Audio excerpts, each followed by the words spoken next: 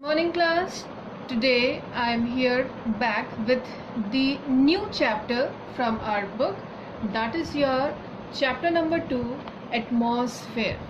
Okay, as you can see in the outline of the chapter, this chapter consists of 7 major topics, starting with atmosphere introduction, composition of atmosphere, structure of atmosphere, greenhouse effect, global warming, impact of global warming, and ways to reduce global warming.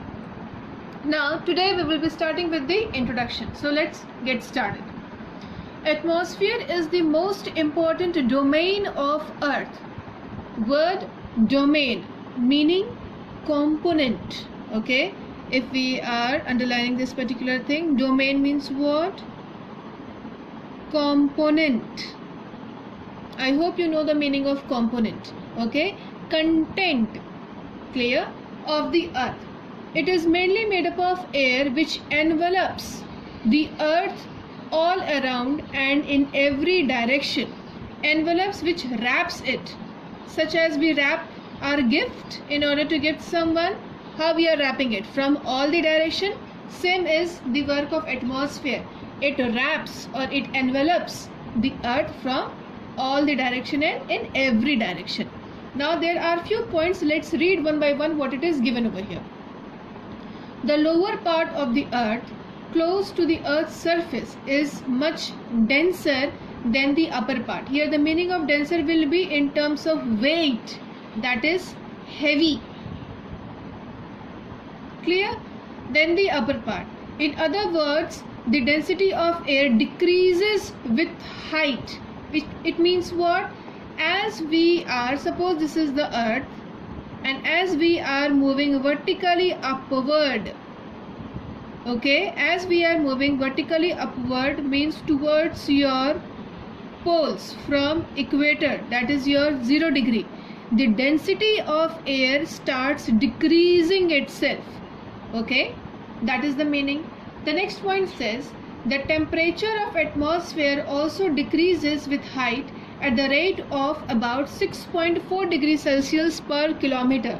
Means if we are moving vertically upward, okay, means towards the pole, the temperature of atmosphere starts decreasing, means it starts becoming cooler and cooler. And what is the rate?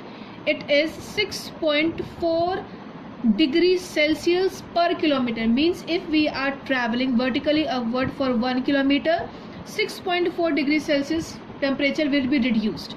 Suppose from here to here is your 1 kilometer, clear? So the temperature over here will be reduced by 6.4 degrees Celsius, clear? And from here, if we are again moving forward for 1 kilometer, again the temperature will be reduced by 6.4 degrees Celsius per kilometer. So this is the reference of this entire line. It is that the temperature of atmosphere decreases with height at the rate of about 6.4 degrees Celsius per kilometer. That is the meaning. Next, the pressure differences makes the air move. It moves from an area of high pressure to an area of low pressure. This horizontal movement of air is known as wind. Before explaining it, first of all we need to underline this particular statement. This horizontal movement of air is known as wind. This is an important statement. You people need to underline it and try to memorize this thing.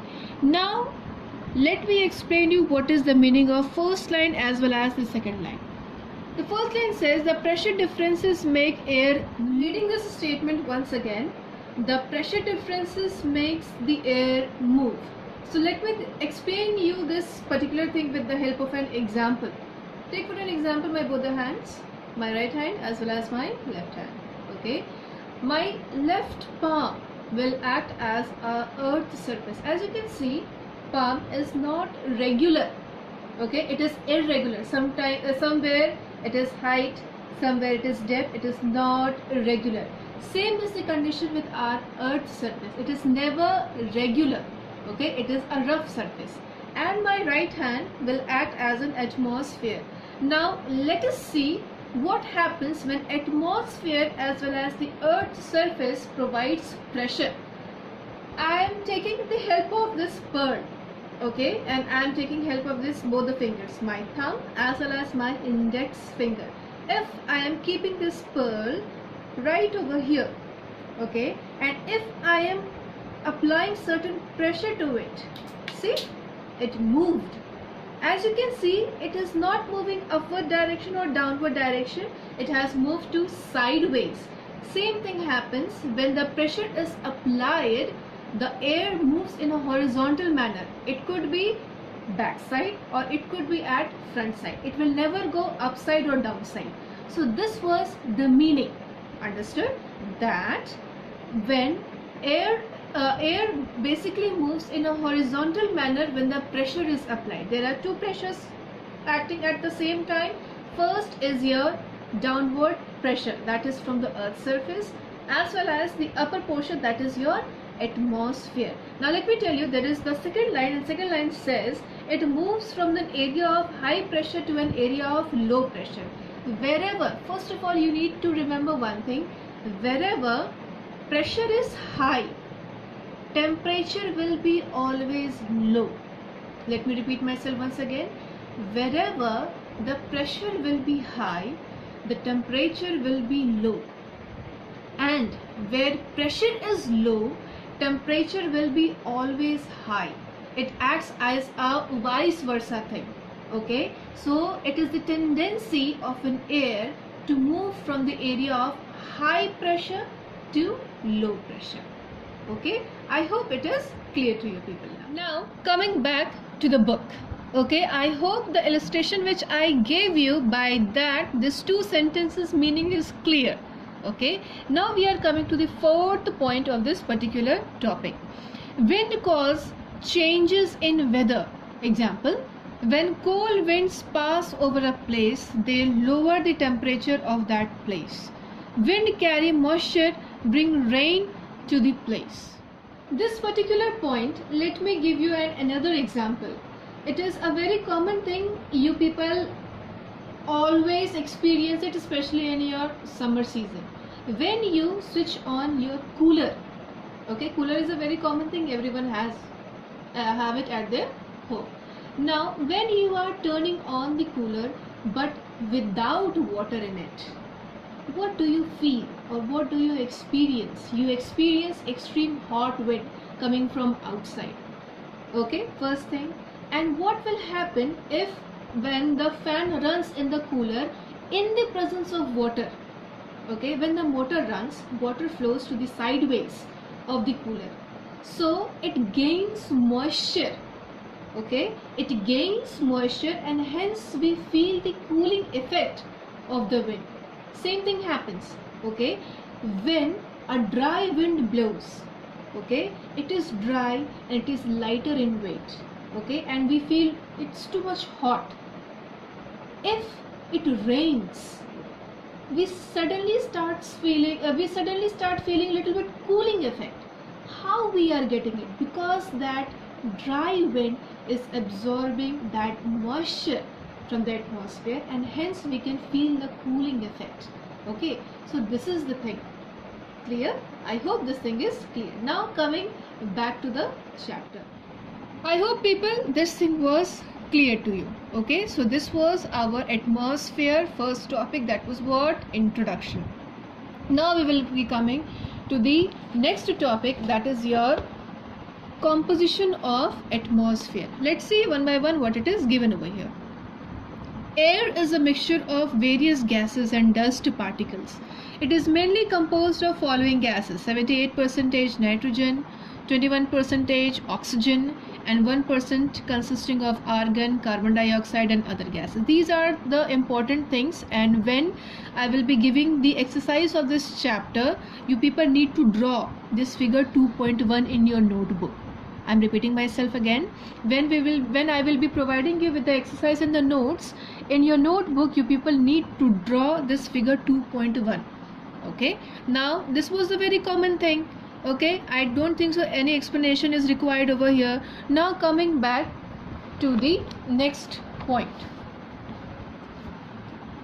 Air has weight and exerts great pressure on Earth's surface. Can you think how? Just now, I hope you people remember when I gave you that pearl example with my palms and with my thumb and index finger. If I was applying the pressure from my both the fingers, this my thumb as well as my index finger, and you might have seen that pearls simply popped out of it.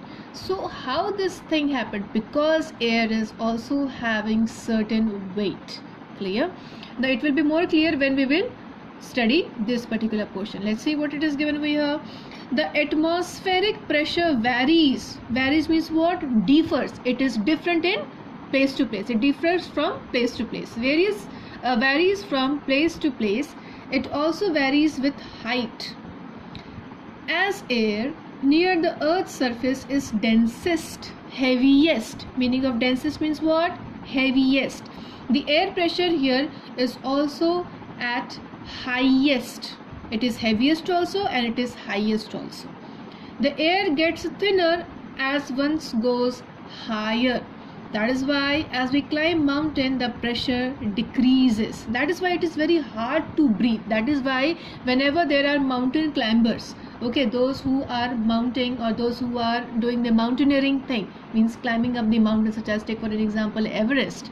Okay, as we are moving upward direction, the density of air starts getting thinner and thinner, and at last what happens? The volume of oxygen is also very less and it becomes very hard to breathe. Why? Due to the thing is this: when we are going to the upward direction, the density and the air pressure, okay, it gets thinner, it gets lighter. Okay, now at the Earth's surface, the pressure is 1.03 kg per square centimeter. That is, if you are at the sea level, the one little portion of your body is being pressed down by a weight of 1 kg. Now let me show you how. Take for an example this finger. You can see these lines, 1, 2 and third line. Take for an example or consider it, this particular distance is your 1 centimeter. Okay, so when we are at sea level, what is sea level? That is 0 meters with no height. It is just the starting one. Okay, so if we are standing at a 0 meter level, okay, if we are pressing this thumb to this particular area like this way, okay, as you can see my nails are getting yellowish in color, means I am applying certain pressure to it. Okay, I am applying certain pressure to it. Now what happens? The pressure which we are able to feel, okay, suppose over here if we are touching, okay, at my arms like this way, means in our body, okay, the atmosphere exerts or gives pressure of 1 kg in 1 square centimeter. What is a square centimeter? 1 centimeter in a square. Okay, so in 1 square centimeter, the atmosphere exerts pressure of 1 kg. Clear? Take for an example again, that this is your 1 centimeter. Okay, and if this 1 centimeter pressure is applied over here, okay, if this thing is applied over here, means we will be able to feel the pressure of 1 kg. It is very not that much, we are hardly able to notice it, but altogether it actually provides that pressure to our body, but we are unable to identify it. Understood? I hope this thing is clear to you. Now coming back to the chapter once again, the last point, what it says: atmospheric pressure depends upon 3 main factors: altitude, temperature and water vapor. Now what all these 3 things are, just now we are going to study it. As one goes up, the pressure of air decreases. Generally speaking, This decrease in pressure is at the rate of 1 centimeter for every 110 meters of ascent. Means if we are moving to the upward direction, okay, means if we are, suppose this is a land surface area, okay, and we are moving in upward direction. Clear? Now what it is saying, if we are reaching to 110 meters, suppose from 0 meter to this particular length is your 110 meter, okay. Now what will happen, the temperature the pressure of air, the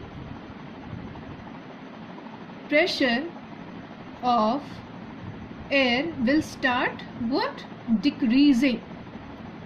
So at one what rate, 1 centimeter.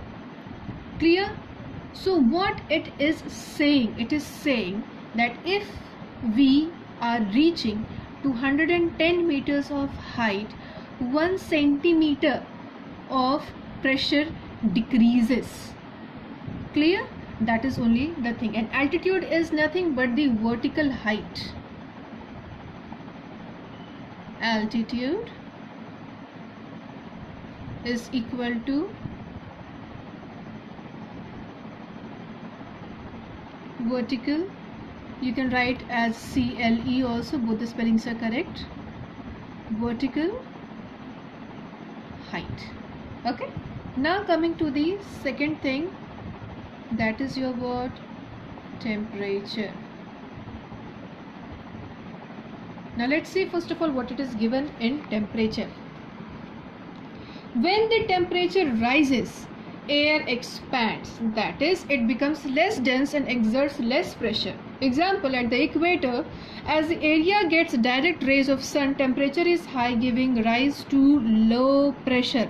Just now, just beforehand only, I have said to remember one thing, that wherever the temperature is high, the pressure will be always low. Giving it a star mark. Why? It is important, you need to memorize it. Okay, so what it is saying, when the temperature rises, air expands. What is the meaning of air expands? It covers us, it starts covering a very large area. Clear? And it becomes less dense, less heavy, exerts less pressure, gives less pressure. That is only the meaning. Then coming to the third topic, that is your water vapor. Air containing water vapor is lighter than dry air. The more water vapor, the lighter the air. This is because water vapor in humid air displaces the equal volume of dry air. See students, this particular portion I will just explain it to you once, and what you need to do is you need to memorize the sentences. Okay, especially from here. Water vapor in humid air displaces equal volume of dry air. But the thinking comes in our mind that if water vapor is present, air should be denser in weight. But that is not the scenario over here. It is somewhat different. What it is saying, that the air which contains water vapor is lighter as comparison to the dry air. The more amount of water vapor is present, lighter is the weight. Why? Because it is having the tendency of displacement. Okay, it displaces an equal volume of dry air. Had there been no atmosphere, the days would have been very hot and nights very cold. This would have made life impossible on earth. Now by this statement we came across one important point, that what is the importance of water vapor in our atmosphere. It keeps our atmosphere during daytime little bit cooler and during night time little bit warmer.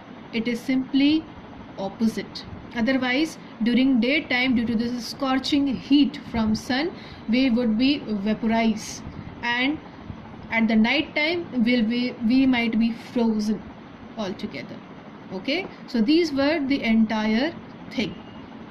Now we will start with the third topic, that is structure of the atmosphere. On the basis of structure, the atmosphere consists of 5 layers. As you can see it over here given: troposphere, stratosphere, mesosphere, ionosphere and exosphere. So we will read it, we will study it one by one, and we will get to know what all these types of layers of atmosphere are, what are their importance, and what are their significances. Okay, so let's get started by one. The term troposphere literally means the region of mixing. What is the region of mixing? What mixes basically in troposphere? Two things. One is your atmosphere and as well as your landscape. Clear? That is the thing. It has been derived from the Greek word tropos, means mixing or turbulence. Your turbulence means what? Moving with a horizontal flow.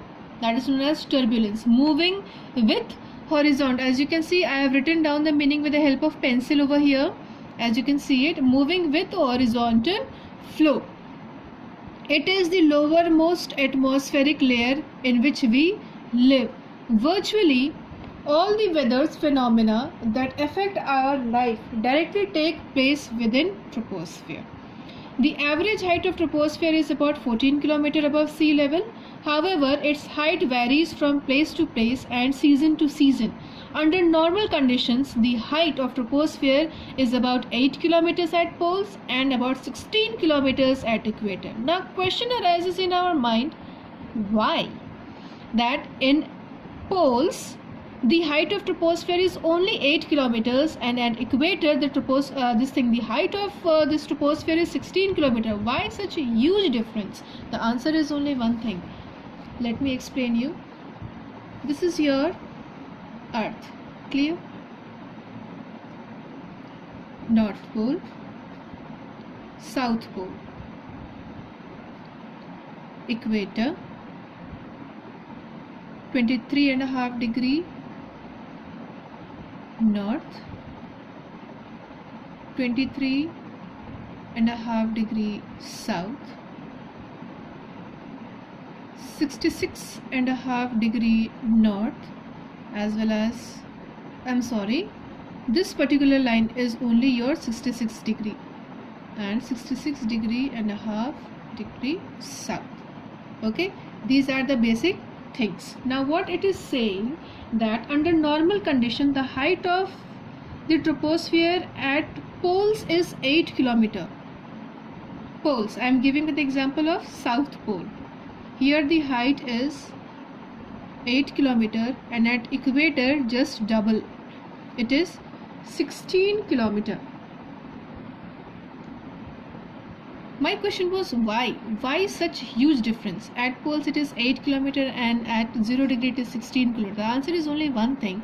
The air is having a tendency in the earth.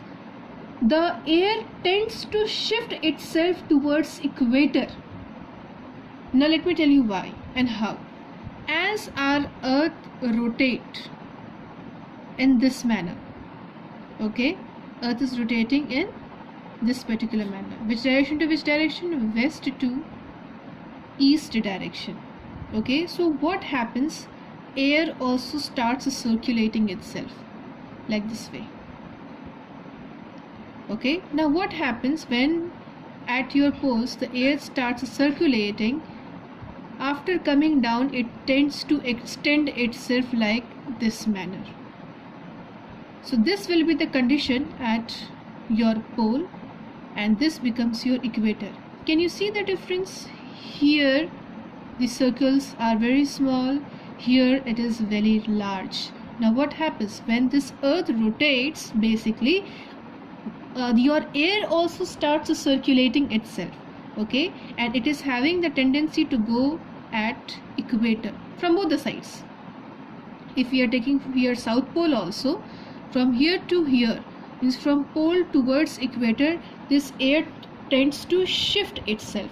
That is why what happens, the accumulation of atmospheric layer at your equator side, that is your 0 degree, is maximum, and at the pole side it is minimum. Why? Because everything is shifting towards the equator, either from the North Pole or from the South Pole.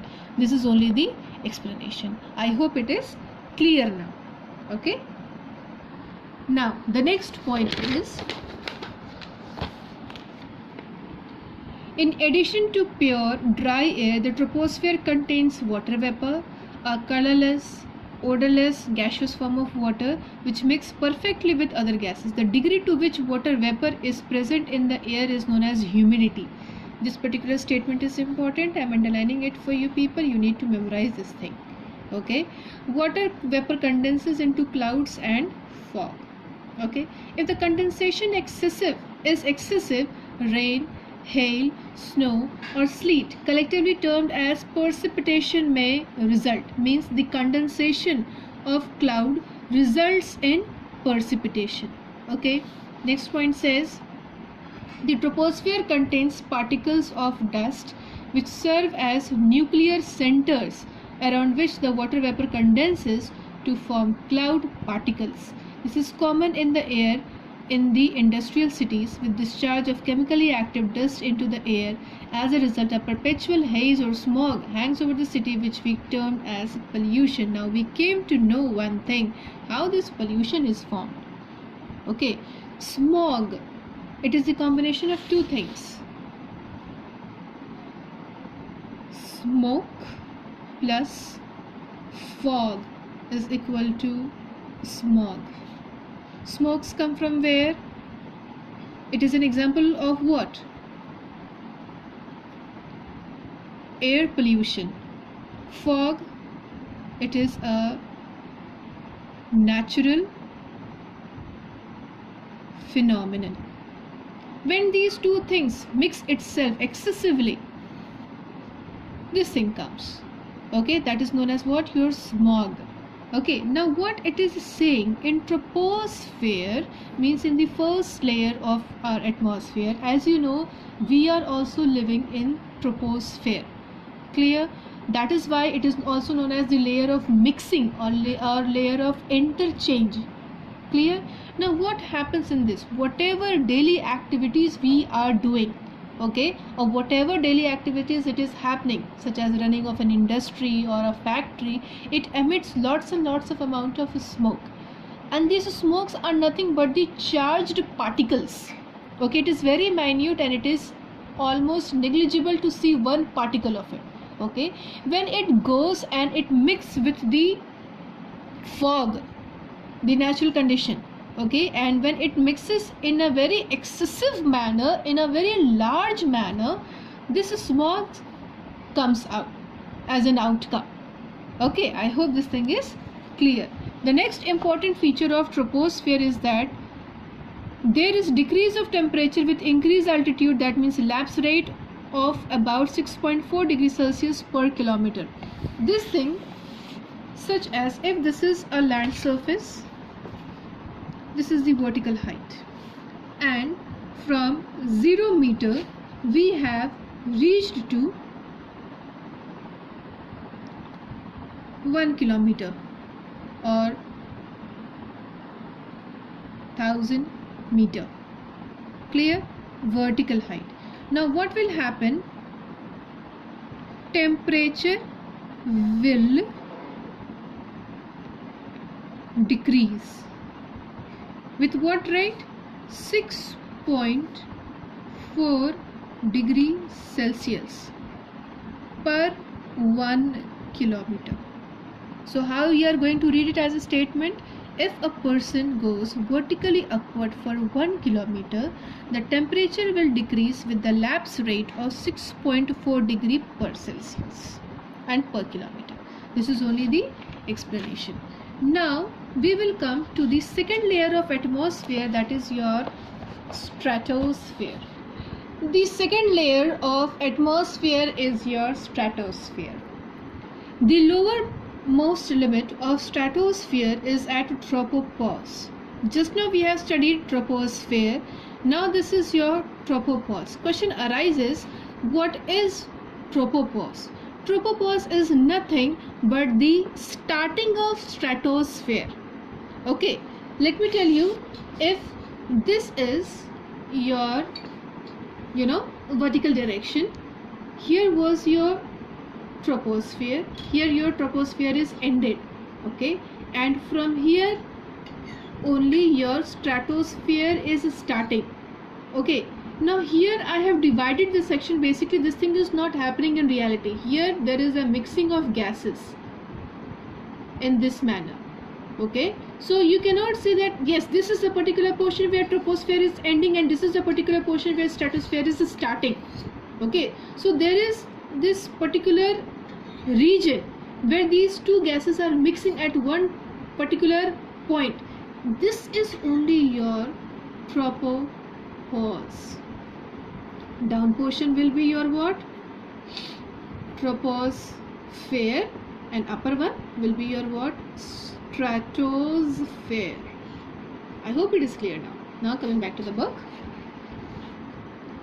The layer is free of water vapor and dust. It extends from 15 to 50 km between 50 degree and 60 degree latitude. In this layer, the temperature does not change with altitude.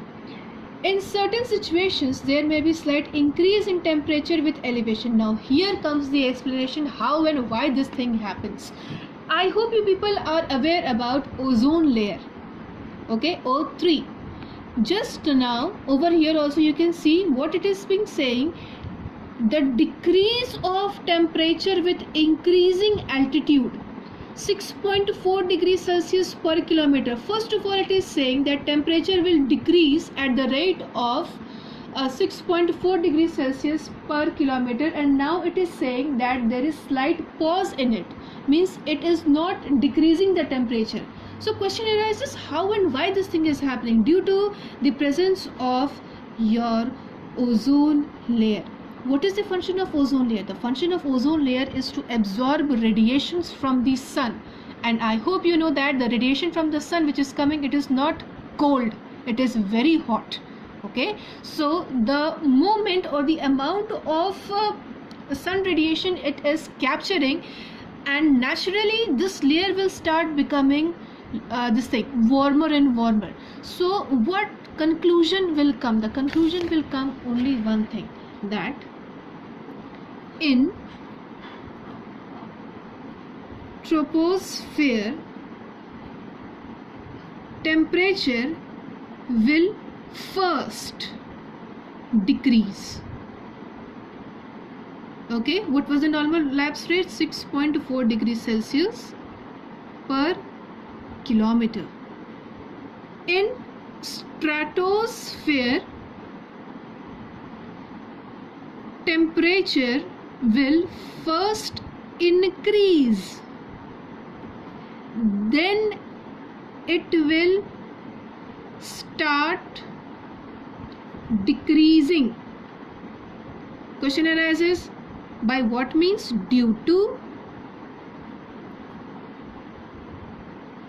presence of ozone layer. Why? Ozone layer absorbs solar radiations. That is the reason. Now I hope this particular phenomenon is clear to you. First in troposphere the temperature will start decreasing at the normal lapse rate of 6.4 degrees Celsius per kilometer. But as there is the presence of ozone layer in your stratosphere, first the temperature will start increasing as we are moving upward in the stratosphere layer. Okay, first the temperature will start increasing, then the temperature will start decreasing as we are crossing the layer of ozone layer. When we once cross the layer of ozone layer, then again the temperature will start decreasing at its normal rate. What was the normal lapse rate? That was 6.4 degrees Celsius per kilometer. I hope this particular phenomenon is clear to you people now. Now coming to the next point. No visible weather phenomenon takes place in this layer. What is a visible weather phenomenon? Cloud formation, storm, thunder, lightning. This thing we can see with our own eyes. So this particular phenomenon is not present in stratosphere. This everything happens in your first layer. Which was the first layer? That was your troposphere. takes place in this layer. Cirrus clouds, called the mother of pearl clouds, are occasionally formed in lower stratosphere. The circulation changes. If they occur, the wind of high speed are observed in this layer of atmosphere. Now you might have observed that at a very when the atmosphere is very clear, okay, a feather-like structure of clouds appears in the sky. Okay, it somewhat look like I hope it is mentioned in your book, but yes, you can see it over here, cirrus cloud, how it is resembling, it looks like a feather, and here it is also here it is written also, these are feathery fibrous clouds. It looks like a feather. Understood? So this thing is very much clearly visible in your stratosphere, lower stratosphere layer. Clear? So that is your cirrus clouds. And sometimes what happens at some locations, it shines like the outer covering of a pearl. You have seen pearl moti किस तरीके से चमकता है? Like same manner, sometimes at some places these clouds also shines like a pearl.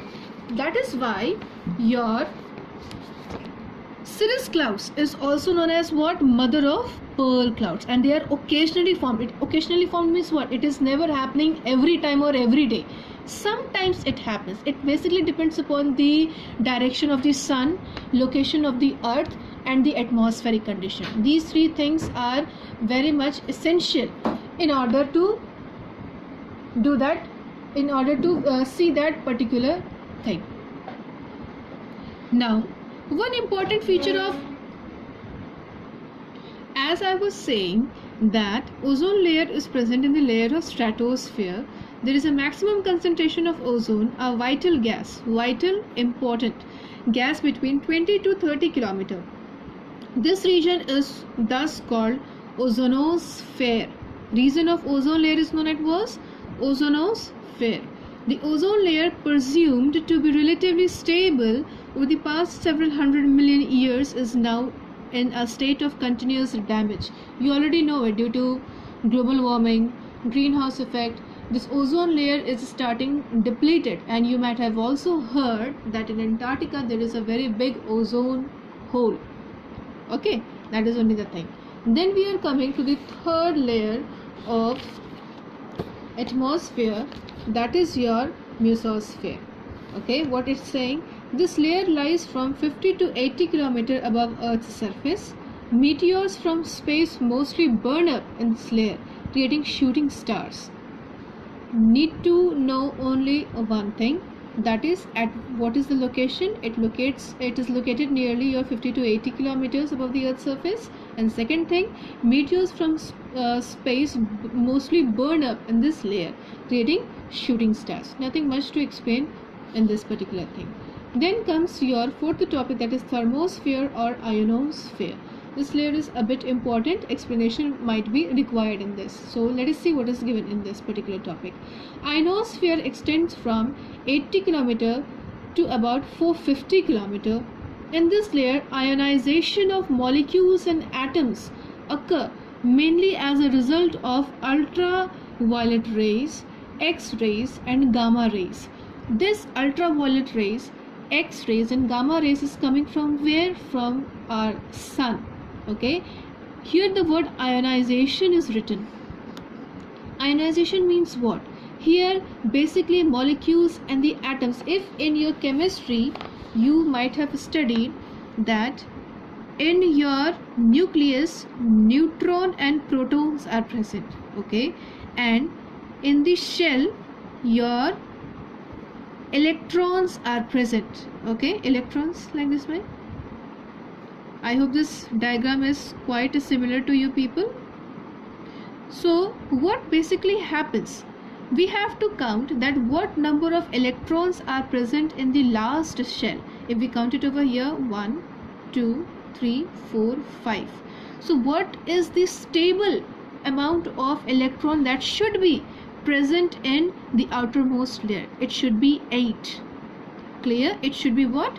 8. Suppose for an example there is another element with neutron and proton present in the nucleus, and in the outermost shell there are 13 or you can say 12 amount of electrons present over there. So what is the tendency? They will share it. It will give its some of the electron to this particular element in order to stabilize it.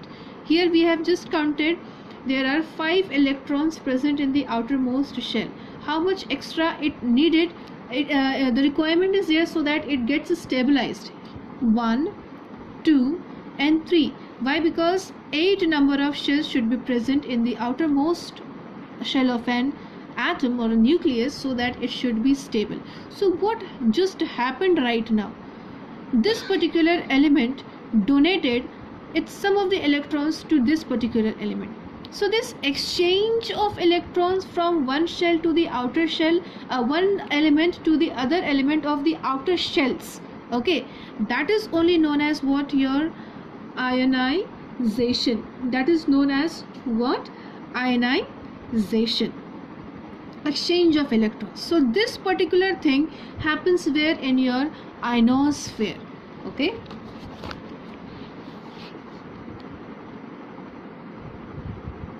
Ionization refers to the process which atoms are charged into ions through removal or addition of electrons and giving them an electrical charge. Clear? Ionization refers to the process by which the atoms are charged into ions. Ions, there are two types of ions, positive ions and negative ions. Positive ions is known as what? Cations. Negative ions, anions. You people might have studied this thing in your chemistry, okay. Now what else it is giving? Ionosphere reflects the low frequency radio waves but absorbs the medium and high frequency waves.